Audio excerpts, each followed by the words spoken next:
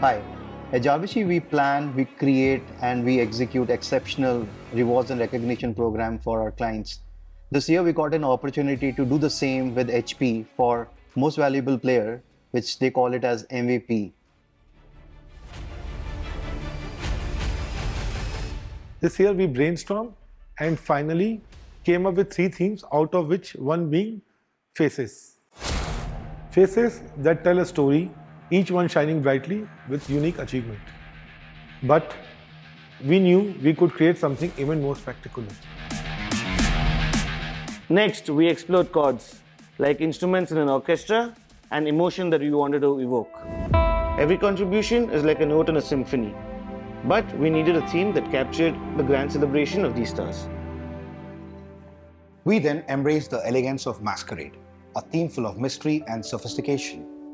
Elegance and mystery, but something was missing. The night needed to be a celebration of the people who made it all happen, alongside their families and leadership. And finally, we arrived at the perfect theme, Night of the Stars.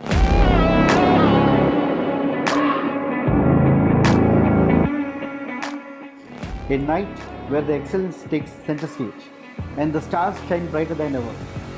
This was the moment we had been waiting for.